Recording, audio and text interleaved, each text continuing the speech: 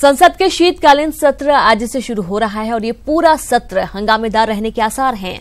कई ज्वलंतशील मुद्दे संसद के दोनों सदनों में गूंज सकते हैं। मसलन शीतकालीन सत्र गुजरात चुनाव के बाद जीएसटी, नोटबंदी, 3 तलाक समेत कई मुद्दों पर हंगामा हो सकता है। ये शीतकालीन सत्र 5 जनवरी तक चलेगा, जिसमें 14 बैठकें होंगी। हालांकि एक दिन पहले ही केंद्र सरकार और लोकसभा स्पीकर ने ऑल पार्टी मीटिंग बुलाकर संसद सुचारू रूप से चलाने और शांतिपूर्ण चर्चा कराने की अपील की है। वहीं विपक्ष ने भी अलग से बैठक कर संसद के दोनों सदनों में घेरने के लिए रणनीति पर चर्चा की।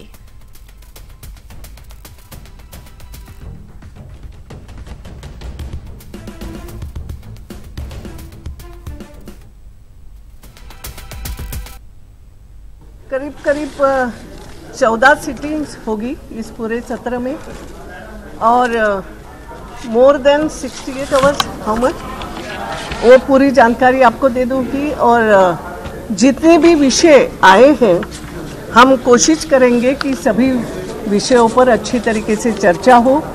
प्रधानमंत्री जी ने इस सत्र को सार्थक बनाने के लिए सबका सहयोग के लिए निवेदन किया और माननीय प्रधानमंत्री जी ने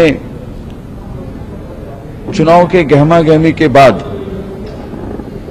ये सत्र सुचारू चले, ये भी अपील किया।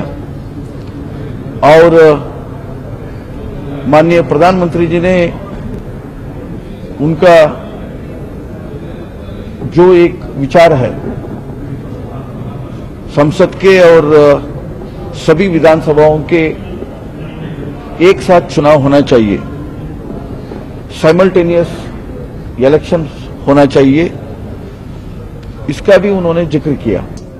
ये सदन जो है, ये सत्र जो है बहुत ही कम समय का है, शायद 1950 से लेकर अब तक कम है। विंटर सेशन कितना दिन चलता था, चल रहा आज तक, जो प्रथा है उस प्रथा को भी आप नहीं रख रहे। और 10 दिन सत्र चलने वाला है और 25 बिल है सामने, क्या ये न्याय करेंगे हम सब लोग मिलकर? और अब बात गुजरात चुनाव की। अब सवाल है किसकी बनेगी सरकार। अगर एग्जिट पोल की माने तो गुजरात में 22 साल बाद भी बीजेपी का जादू बरकरार है।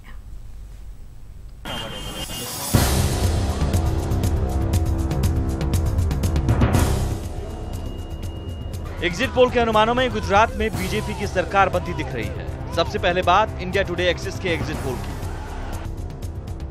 अगर इंडिया टुडे एक्सिस के एग्जिट पोल की बात करें तो इस बार भी बीजेपी के लिए गुजरात में बहार है और सीटें भी तकरीबन उसी के आसपास हैं जितने की 2012 में मिली थी। इस बार बीजेपी को 99 से 113 सीटें मिलती दिख रही हैं, तो वहीं कांग्रेस 68 से 82 सीटों के बीच दिख रही है, जबकि अन्य के खाते में सिर्फ 1 से 4 सीटें जाती दिख रही हैं। एबीपी सीएसडीएस के एग्जिट पोल में भी बीजेपी की बल्ले बल्ले नजर आ रही है। एबीपी सीएसडीएस के मुताबिक बीजेपी को 117 सीटें मिलती दिख रही हैं, वहीं कांग्रेस को 64 सीटों से संतोष करना पड़ेगा, जबकि अन्य के खाते में सिर्फ 1 सीट जाती दिख रही है। इंडिया टीवी वीएमआर के एग्जिट पोल में भी बीजेपी की सरकार बनती दिख रही है। इंडिया टीवी वीएमआर के मुताबिक बीजेपी को 109 सीटें मिलती दिख रही हैं, तो वहीं कांग्रेस के खाते में 70 सीटें जाती दिख रही हैं, जबकि अन्य को सिर्फ 3 सीटें मिलती दिख रही हैं। लेकिन न्यूज 24 टुडे चाणक्य के एग्जिट पोल ने तो एक बार फिर सबको चौंकाया है।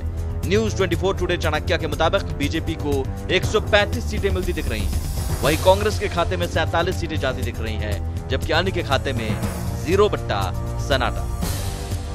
Bureau report, ETV news.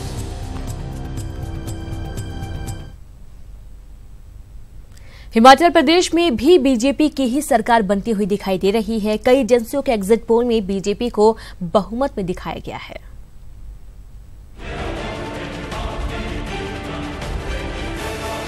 Exit poll के अनुमान में हिमाचल प्रदेश में बीजेपी का ही पताका फहराता नजर आ रहा है। सबसे पहले इंडिया टुडे एक्सिस के एग्जिट पोल के अनुमान। इंडिया टुडे एक्सिस के एग्जिट पोल में हिमाचल प्रदेश की कुल 68 सीटों में से बीजेपी को 47 से 55 सीटें दी गई हैं, जबकि कांग्रेस को 13 से 20 सीटें दी गई हैं। वहीं अन्य के लिए इंडिया टुडे एक्सिस ने 0 से 2 सीटों का अनुमान लगाया है। इंडिया टुडे एक्सिस ने बीजेपी को बहुमत से ज्यादा सीटें दी हैं, जबकि एक दूसरी सर्वे एजेंसी न्यूज 24 टुडे चाणक्य ने भी बीजेपी को 55 सीटें दी हैं और कांग्रेस को 13 सीटें दी हैं। वहीं अन्य को न्यूज 24 टुडे चाणक्य ने कोई सीट नहीं दी है। जबकि एबीपी CSDS के सर्वे में भी बीजेपी को बहुमत में दिखाया गया है। एबीपी CSDS सर्वे में बीजेपी को 38 सीटें दी गई हैं और कांग्रेस को 29 सीटें दी गई हैं। जबकि अन्य के लिए एबीपी CSDS ने 1 सीट का अनुमान लगाया है। तीनों ही एग्जिट पोल में हिमाचल प्रदेश में बीजेपी की सरकार बनती दिख रही है। Bureau report, ETV news. Gujarat का रण कौन जीतेगा, ये 18 दिसंबर को सबको पता चलेगा, लेकिन उससे पहले सभी दलों के नेता अपनी अपनी जीत के दावे कर रहे हैं।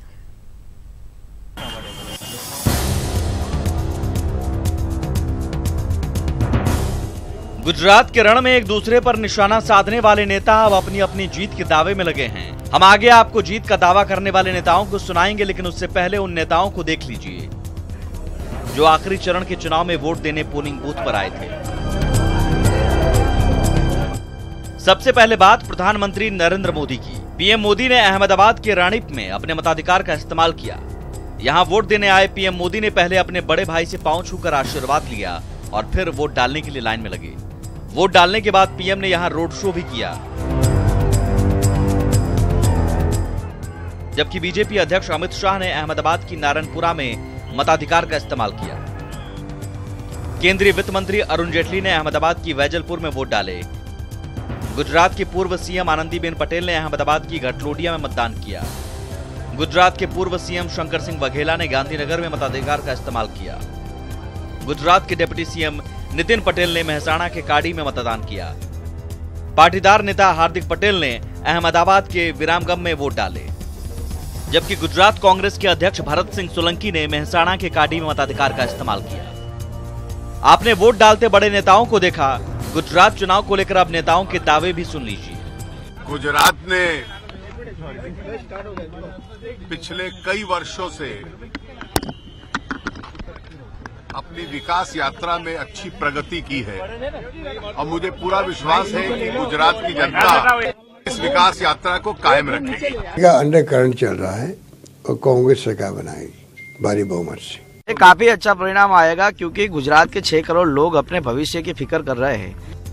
सबको अपनी जीत का भरोसा है, लेकिन गुजरात का महासमर कौन जीतेगा ये 18 तारीख को पता चलेगा, जब ईवीएम में डाले गए वोटों की गिनती होगी। Bureau report, ETV news.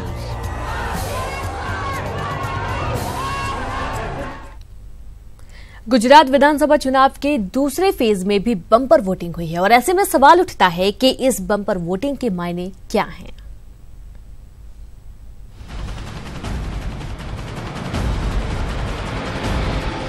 जमहूरियत की जंग, वोटरों का जलवा,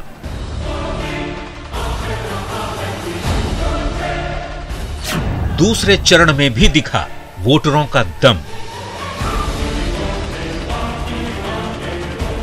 बूथ पर पहुंचे वोटर, हुई bumper voting. Turnout for phase 2 is 68.70%. आन बान और शान की लड़ाई है ये। जो सत्ता में हैं उनके लिए भी और जो सत्ता में आना चाहते हैं उनके लिए भी। इसलिए गुजरात सियासत की इस फाइनल फाइट में सबसे बड़ा फाइटर भी बड़ी तादाद में घर से निकला। जमहूरियत की इस जंग में जनता का ये जलवा बहुत कुछ कहता है। अब सवाल है कि बूथ पर वोटरों की ये भीड़ क्या कहती है। आरक्षण की मांग को लेकर शुरू हुआ आंदोलन पटीदारों को हार्दिक पटेल के तौर पर एक नया और युवा नेता दिया, तो पटेल मुख्यमंत्री यानी आनंदी पटेल को भी छीना। हालांकि बदले में नितिन पटेल को उप मुख्यमंत्री की कुर्सी मिली। ऐसे में नितिन पटेल और हार्दिक दोनों की अग्नि परीक्षा है कि आखिर किसकी तरफ गए पाटीदार। क्या पाटीदारों को नहीं भाए नितिन, या फिर पटेलों ने हार्दिक को नकार दिया?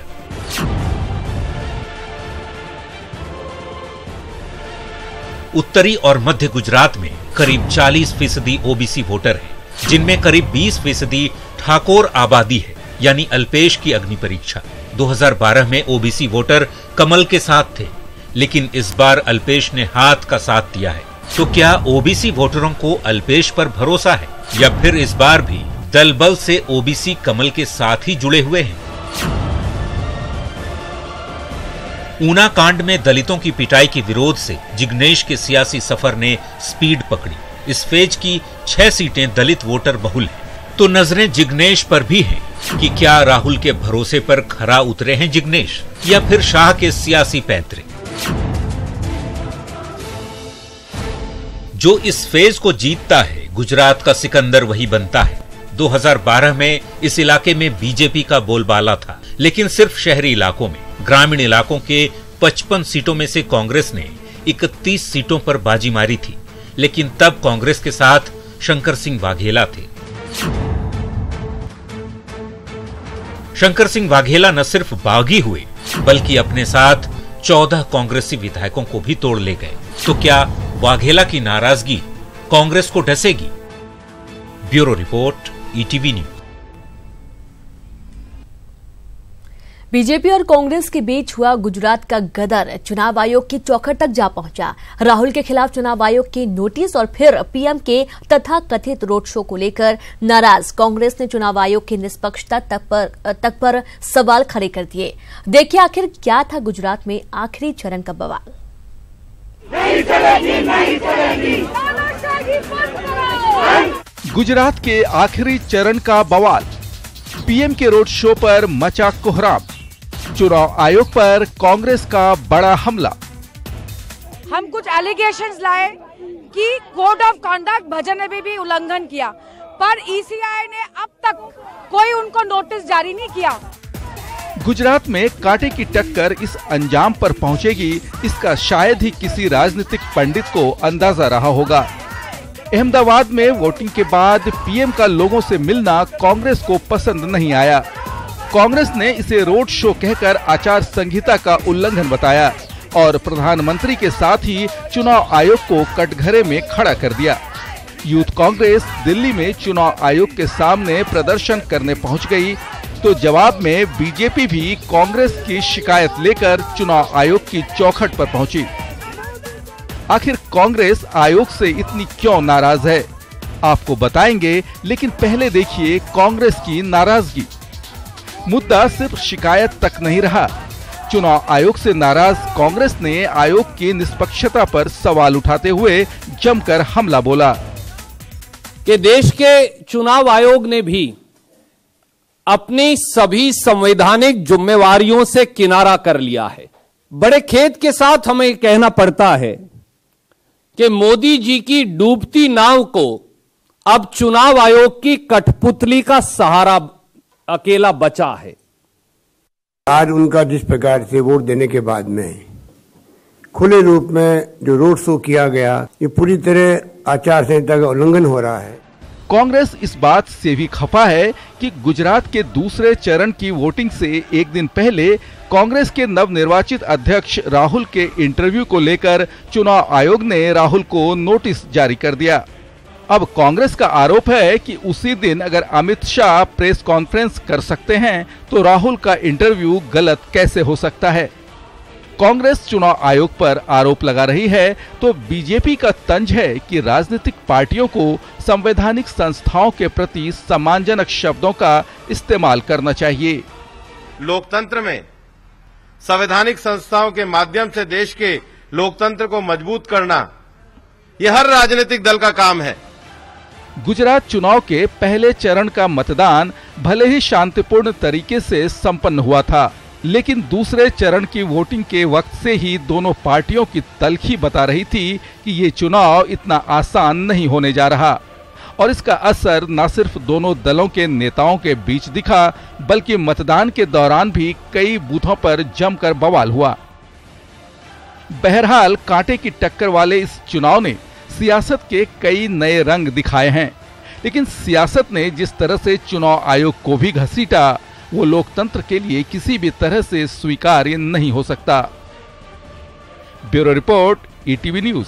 दागी माननीयों की मुश्किलें अब निश्चित हैं और उसकी तारीख भी तय हो गई है। जी हां, सुप्रीम कोर्ट ने 1 मार्च से उन तमाम माननीयों के मामले की सुनवाई का आदेश दिया है जिन पर आपराधिक मामले दर्ज हैं।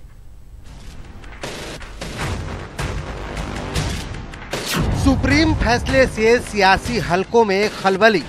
दागी माननियों की अब खैर नहीं, साथ साथ नहीं जुर्म और सियासत। दागी हो तो दबोचे जाओगे।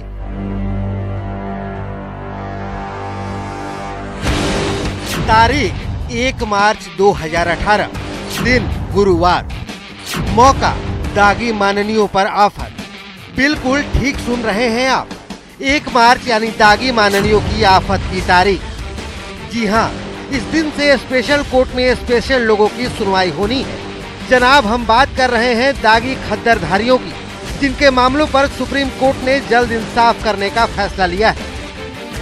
सुप्रीम कोर्ट ने अपने फैसले में केंद्र को यूपी, एमपी, पश्चिम बंगाल, बिहार, महाराष्ट्र, आंध्र प्रदेश, तेलंगाना, कर्नाटक, केरल और तमिलनाडु को अनुपात में 7.8 करोड़ रुपए आवंटित करने का आदेश दिया है। जहां दागी माननियों के खिलाफ मामलों की सुनवाई के लिए 12 विशेष अदालतें बनाई जाएंगी।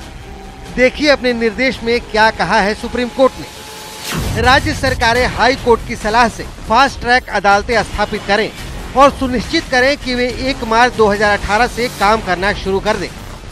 आपराधिक मामलों में फंसे सांसद और विधायकों के खिलाफ हो रही देरी पर अपने ऐतिहासिक फैसले को लेकर जस्टिस रंजन गोगोई और नवीन सिन्हा की खंडपीठ ने कहा कि ये तो सिर्फ एक शुरुआत भर थी और इस दिशा में अभी और देश के सभी विधायकों और सांसदों के क्रिमिनल रिकॉर्ड्स मिलने के बाद और कोर्ट गठित किया जा सकता है। भ्रष्टाचार मुक्त होगा देश, भ्रष्टाचार मुक्त होगी सियासत। सुप्रीम कोर्ट का ये फैसला वैसे राजनेताओं के खिलाफ एक बड़ा झटका साबित हो सकता है जिनके खिलाफ गंभीर आपराधिक मामले चल रहे हैं और सुनवाई में हो रही देरी की आड़ में वो सियासत का सुख भोग रहे हैं। आपको बता दें कि आपराधिक छवि वाले सबसे ज्यादा सांसद और विधायक महाराष्ट्र के हैं। दूसरे नंबर पर पश्चिम बंगाल है, जबकि तीसरे नंबर पर ओडिशा है। शीर्ष अदालत के इन सख्त निर्देश के बाद केंद्र ने 12 विशेष अदालतें गठित करने का फैसला किया ताकि 1 साल के अंदर 1581 ऐसे सांसद और विधायकों के खिलाफ केस की सुनवाई कर उसे अंजाम तक पहुंचाया जा सके। Bureau report, ATV news.